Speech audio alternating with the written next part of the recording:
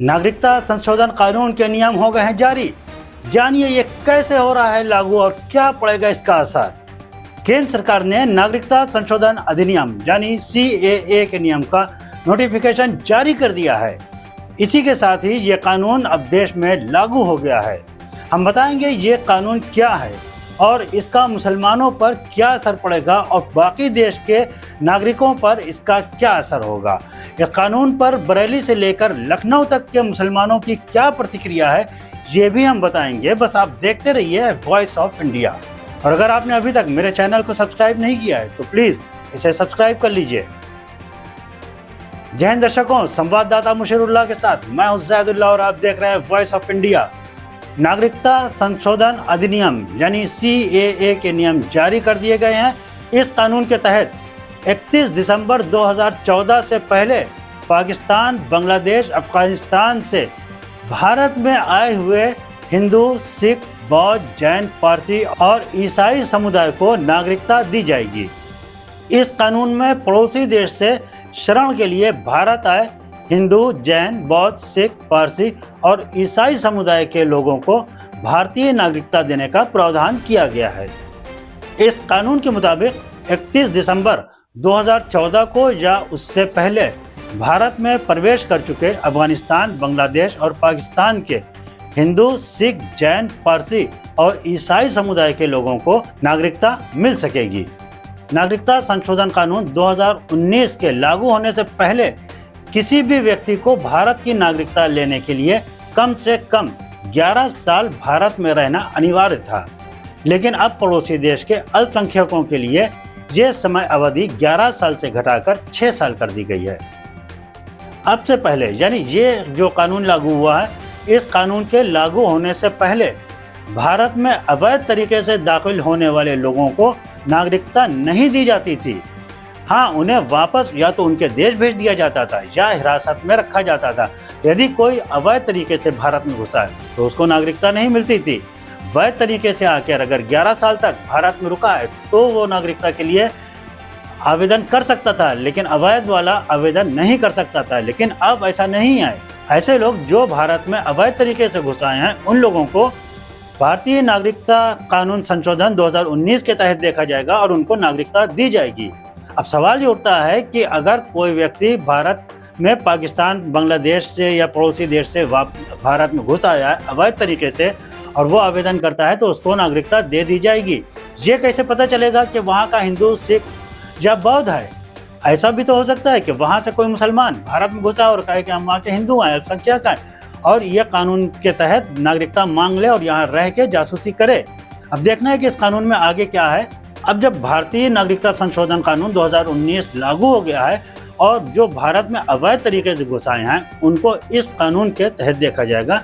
यानी अगर कोई अवैध तरीके से भी भारत में घुस आया है और वो पड़ोसी देश का अल्पसंख्यक है, यानी वहाँ का हिंदू, सिख, ईसाई, बौद्ध इस तरह का कोई व्यक्ति है और ईसाई भी है और भारत में घुस आया है, तो उसे भारत की नागरिकता मिल जाएगी, भले ही वो अवैध तरीके से भारत में घुसा हो।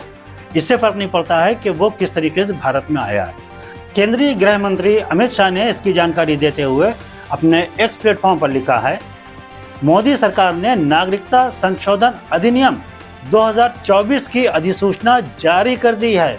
इससे पाकिस्तान, बांग्लादेश और अफगानिस्तान में धार्मिक उत्पीड़न की वजह से भारत आए अल्पसंख्यकों को यहाँ की नागरिकता मिल सकेगी। उन्होंने लिखा है, इस अधिसूचना के जरिए प्रधानमंत्री श्री नरेंद्र मोदी जी ने एक और प्रतिबद्धता पूरी कर दी है। इन देशों में रहने वाले सिखों, बौद्ध, जैन, पारसियों और ईसाइयों को संविधान निर्माता की ओर से किए गए वादे को पूरा किया गया है। हाल ही में अमित शाह ने एक ऐलान किया था कि उनकी सरकार लोकसभा चुनाव से पहले CAA कानून लाएगी और लाकर ही रहेगी और वो आज ले आई। पश्चिम बंगाल की मुख्यमंत्री ममता बनर्जी ने कहा था कि अगर देश में CAA कानून लागू होगा तो वो इसका विरोध करेंगी। उन्होंने कहा था कि देश में समूहों के बीच भेदभाव हुआ तो वो चुप नहीं रहेंगी। ममता ने कहा था कि CAA और NRC पश्चिम बंगाल और उत्तर पूर्व के लिए संवेदनशील मुद्दा है। और वो नहीं चाहती कि लोकसभा चुनाव से पहले देश में अशांति फैलाई जाए। नागरिकता अधिनियम 1955 भारतीय नागरिकता से जुड़ा एक विस्तृत कानून है। इसमें बताया गया है कि किसी भी व्यक्ति को भारतीय नागरिकता कैसे दी जा सकती है और भारतीय नागरिक होने के लिए क्या क्या चीज़ें ज़रूरी हैं, कौन कौन सी वो शर्तें हैं जिससे ये पता चलता है कि ये व्यक्ति भारत का नागरिक है। इस अधिनियम में पहले भी कई बार संशोधन हो चुके हैं। अब 11 मार्च 2024 को इस कानून को लागू करने के लिए अधिसूचना जारी कर दी गई है। नागरिकता संशोधन कानून का सबसे ज्यादा विरोध पूर्वोत्तर राज्यों में यानी असम, मेघालय, मणिपुर, मिजोरम, त्रिपुरा, नागालैंड और अरुणाचल प्रदेश में हो रहा था, क्योंकि ये राज्य बांग्लादेश की सीमा से बेहद करीब हैं।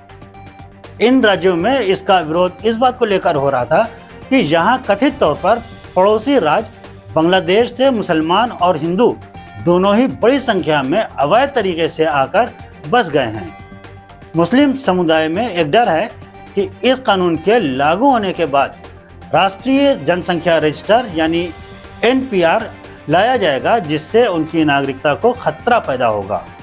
बरेली के मौलाना शहाबुद्दीन रजवी ने कहा है कि इस कानून का अध्ययन करने के बाद स्पष्ट तौर पर यह पता चलता है कि इस कानून से भारत के मुसलमानों का कोई लेना देना नहीं है। बरेली के मौलाना कह रहे हैं कि इस कानून से मुसलमानों का यानी जो भारत में रह रहे मुसलमान हैं उनका कोई लेना देना इस कानून से नहीं है, बल्कि ये कानून उन लोगों से संबंध रखता है जो अफगानिस्तान, पाकिस्तान, बांग्लादेश से आए हैं और भारत में आकर यहाँ पर आकर बस गए हैं। मौलाना शहाबुद्दीन रिजवी ने आगे कहा है कि इस कानून से मुसलमानों को घबराने और परेशान होने की कोई ज़रूरत नहीं है। कुछ राजनीतिक लोगों का सिर्फ ये मकसद रह गया है कि वो मुसलमानों का वोट हासिल करने के लिए जज्बाती व भड़काऊ और बेबुनियाद बातें करें।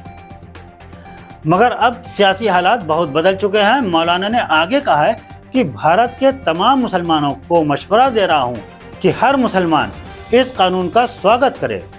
नागरिकता संशोधन अधिनियम की अधिसूचना जारी होने पर लखनऊ में ईदगाह के इमाम मौलाना खालिद रशीद फरंगी महली ने कहा है कि मुझे भी अभी पता चला कि गृह मंत्रालय ने इसकी अधिसूचना जारी कर दी है। उन्होंने कहा है कि इससे किसी को भी फिक्रमंद होने की ज़रूरत नहीं है, हमें अपने मुल्क के कानून पर भरोसा होना चाहिए। हालांकि उन्होंने ये भी कहा है कि हम कानून का अध्ययन करेंगे और फिर इस पर कुछ और बातें करेंगे या कुछ और कह पाएंगे। उन्होंने कहा है कि सभी को अमन कायम रखना चाहिए और किसी को भी भयभीत होने की आवश्यकता नहीं है। इस अधिनियम की अधिसूचना जारी होने के बाद पश्चिम यूपी में पुलिस हाई अलर्ट पर है। देश में नागरिकता संशोधन अधिनियम CAA के नियम लागू हो गए हैं।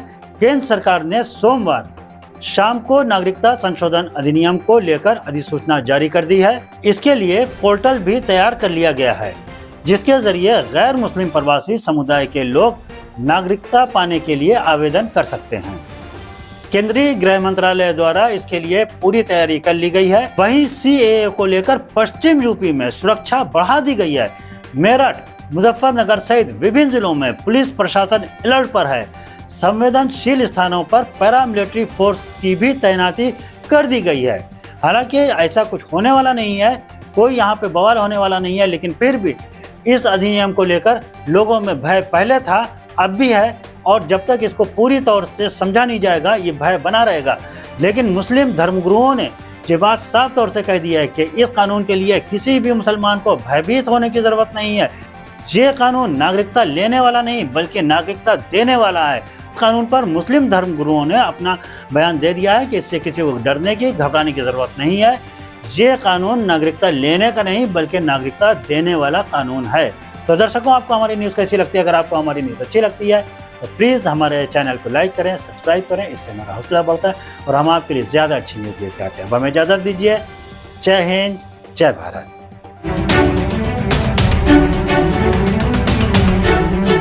वॉइस ऑफ इंडिया, सबसे तेज, सबसे सटीक।